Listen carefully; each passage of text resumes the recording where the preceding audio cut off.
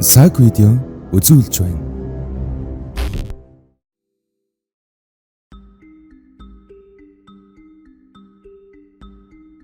Амьдаран оршуулгдсан хүмүүсийн аимшигтай түүх. 19-р зуунд баруунд олон хүн амьдаран божлогдсон тухай амдамжсан яриа гарсан нь олон ард иргэдийг ихэд зожирдуулжээ. Тиймээс 1868 оны 8-р сарын 25-нд Германы зохион бүтээгч Франц Вестер агаар нэвтэрдэг шат хонхтой авс зохион бүтээж патент авсан байна. Энэ нь хэрвээ амьдараа божлогдсон тохиолдолд хонхоо дугарган хүмүүст дохио өгч аврагдах боломж олгосон юм.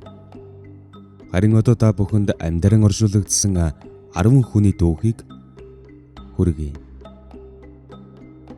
1. Countess Emma.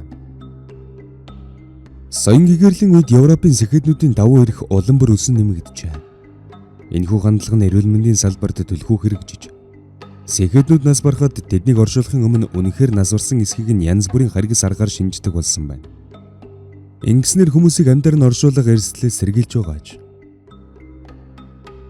Харин домогт гардгаар Эма гих сэхэдийн эмэгтэй 18 дугаар зууны дундуур нас барахад гэр бүлийнх нь түүнийг бонхонд оршуулсан байна. Үүний дараа сүмийн манаач эмэгтэй бөгжийг хулгайлахын тулд булшиг ухаж, Эмагийн хуруунаас бөгж татах мужид Эма гинэт босоод иржээ. Зочирдсан сүмийн манаач даруй зүгтсэн байна. Харин Эма бие булшин дотор байсан давуугаар ороогоод хагас мил гаруун зайд байсан эдлэн рүүгэн явжээ. Одоо түүний явсан мөрийг дурсгал болон үлдээсэн байдгааж. 2. Гэгэнтэн Оран. 19-р зууны төгсгөл үед шинэ барилгын суурь тавихтаа зарим тохиолдолд хүнээр тахил өргөдөг байж байна. Тиймээс тахил өргөсөн хүнээ барилгын суурь чулууны дор тавьдаг байсан гэж. Үүний дагуу Шотландын Йона арал дээр Йона Абе барилгыг барихтан сүмийн гигантын орооноор тахил өргөхөөр болсон байна. Ингээд түүнийг амьдаран болжилсан ч сүмийн нөхдөн түүнийг ухаж гарган аварсан байна. Гэсэн ч энэ хэрэг удалгүй илэрч түүнийг дахин өөрд булшилжээ. 3. Дэвид Блейн. Америкийн элевчин Дэвид Блейн олныг гайхшруулах тэсрэл хийхээр өөрийг нь амьдаран оршуулахыг хүсжээ. Ингээд 1999 оны 4-р сарын 5-нд Блейн олон нийтийн өмнө дүүрэн устай 3 тонн жинтэй авсанд орсон байна. Блейн газар дор авсан дотор 7 хоногийн турш зөвхөн улсал хэрэгэлжээ. Түүнийг 7 хоногийн дараа авснаас гаргахад гэрэл зурагчид зэрэг олон хүмүүс хүрээлсэн юм. Блейн олны гайхшруулсан энэхүү элбэнхээ нууцыг дэлгээгүй байна. Тэрээр энэхүү үзүүлбэрийн амжилттай гүйцэтгэж, хүчил дөрөгч туйлын дутмаг орчинд амьд үлдэхийн тулд өмнө нь олон удаа бэлтгэл сургууль хийсэн гэдгийг хэлсэн юм. 4. Мик Меней. Ирландын иргэн Мик Меней мэрэгжлийн боксчин болох мөрөөдлөн орхиж, өөр нэгэн мөрөөдөлтөй болсон нь болшинд хамгийн удаан хугацаанд амьд дэлсэн дэлхийн рекордыг эвдэх байжээ. Тэрээр өмнө нь ажлын байран дээр зосолд орж хэсэг хугацаанд амьдаран оршуулгадж байсан бөгөөд энэ үедээ өөрийгөө газар дор тайван байж удаан дэсэж чадна гэдгийг мэдсэн байна. Үүнээс хойш нэлээд хугацаанд сургуульд хийсний эцэс зурагтын сурвалжлагчдыг дуудан авсанд орж 2 метрийн гүнд боёжлогджээ. Түүний орсон авс нь 2 хоолойтой бөгөөд нэг нь хоол хүнс авахад нөгөө нь агаар амьсгалах болон үг хэлэхэд зориулагдсан ажээ. Мэний хэдийгээр өмнөх 41 хоногийн рекордыг эвдэж авсанд 61 өдөр байсан боловч Геннесийн номонд бичигдээгүй байна. Учир нь Геннесийн шүүгчийн хяналт дор гүйцэтгээгүй хэмээн түүний амжилтыг бүртгэхээс дадгалзжээ. 5. Үдсгэлэнт Гая. 2009 онд Өмнөд Солонгосын археологчид 1500 жилийн настай ариг ясны талаарх мэдээлэлээр тулгуурлан 16 настай үдсгэлэнт охины бүрэн хэмжээний загварыг бүтээж байна. Тэрээр өргөн нүүртэй, нарийн хуруутай, урд хүзүүтэй гээд туйлын гоо үдсгэлэнтэй байсан аж. Тиймээс археологчид түүнийг алдартай язгууртан байсан байж магадгүй их тамагт хүрчээ. Гэсэн шинжилгээгээр түүний өвдөгний ясыг судлахад байнга сүгддэг байсан тогтоогдсон байна. Үүгээр охин байнга эзэдтийн хүндэтгэл үзүүлдэг зарц байсан нь батлагдсан байдаг. Үдсгэлэнт охины амьдрал хүнд байсны дээр өхөл нь хүртэл аимшигтай байж.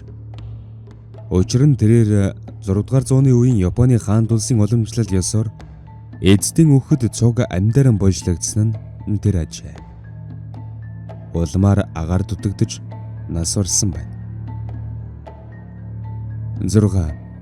Ангело Хейз 1937 онд 19 настай Францын зохион бүтээгч Ангело Хейз дуулга өмсөлгүй мотоцикл унаж яваад хан мөргөн осолд оржээ. Ослын улмаас залуугийн бие заримдэглэгдэж эцэг их нь хүртэл хараад танийг өгнө. Үзлэгээр түүний зүрхэн зоглохгүй байсан тул эмч түүнийг нас барсан гэж мэдэгдэжээ. Хейсийг осолд орохоос дөнгөж өмнөх хүн аав нь түүнийг 200,000 франкаар амнасыг нь даатгуулаад байсан аж. Хейсийг осолд орохоос дөнгөж өмнөх хүн аав нь түүнийг 200,000 франкаар амнасыг нь даатгуулсан байсан аж. Дэмэс эцэг нь мөнгөө буцааж авахыг хүсгээд даатгалын компани түүнийг гэрээ хийгдээс өмнө нас барсан гэдгийг батлахыг шаарджээ.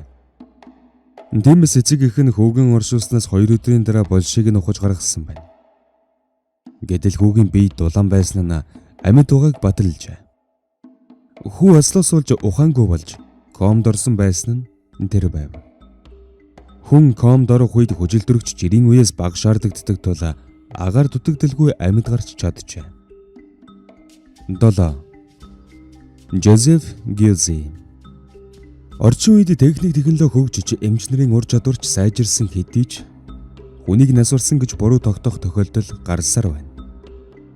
2010 онд Польшийн зөгийн тэжээгч Жозеф Гилзи зөгийн үүрээ эргэж байхдаа зүрхний шигдээс болжээ.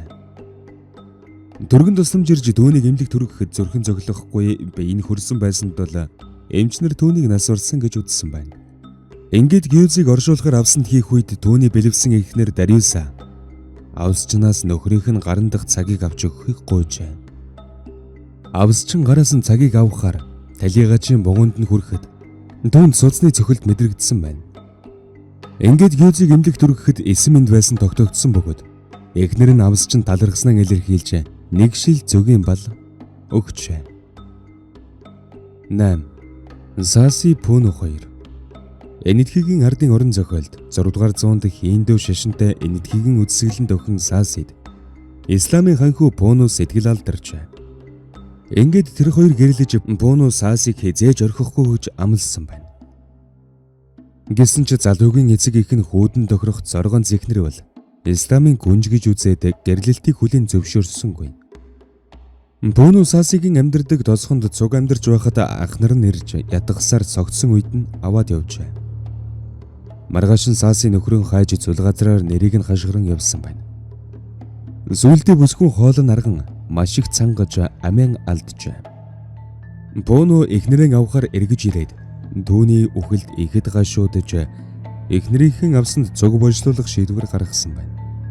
Госуудын булш Пакистаны Карачи хотод байдаг бөгөөд тэднийг Исламын дүүхэнд хамттан оршуулгдсан цорганц хосууд гэж үздэг юм. 9. Лава Ирак улсад эмэгтэйчүүдийг зөвхөн гэр бүлийнхэн эрэгтэй гишүүнтэй хамт гадуур гарахыг зөвшөөрдөг. Гэтэл Лавагийн эмэгтэй хамт ажилдаг эрэгтэй хамт машинаар нь зугаалжээ. Энэхүү үйлдэл нь гэр бүлийнхээ нэр хүндийг гудаасанд анхнар нь уурлаж араас нь буутай хөөсөн байна. Лава ажлынхаа залуутай хамт ууланд тулж ирээ зогсоход анхнар нь очиж аваад гарыг нь хүлэн авч явжээ. Дэрбэр анхнараас амийн илтрүүлгийг гуйсан ч анхнар болж ухаад бүсгүйг амьдаар нь оршуулсан байна. Азар дараа нь Лавагийн хөргөн ах эгчийнх нь хамт очиж болшнаас нь угаж гаргаж байна. Лава хэдийгээр амьд гарсан ч түүний амнаасанд халдаа хэвээр байсан тул их орноос зогтсон байна. 10. Октавиа Хатчер 16 дугаар зууны төгсгөлд маш аюултай Африкийн цус ордог ялаанд хатгуулжээ. Тус ялаанд хазуулсан хэнж болов урт хугацаанд ундах өвчнөд нэрвэгддэг аж. Тиймээс ялаанд хазуулсны улмаас цусны халдвар аван хөдөлж чадхан болсон түүнийг гэр бүлийнх нь өгсөн гэж бодоод яаран оршуулжээ. Гэсэн ч түүнтэй адил хазуулсан хүмүүс хэсэг хугацааны дараа эдгэхийг хараад түүний нөхөр эхнэрийн хэтэрхийрт оршуулснаа ухаарсан байна. Ингээд эхнэрийн авснаас нь гаргахад тэрээр хумсаан элэгдтэл авсыг маажиж дохио өгөхөр оролдсон байж.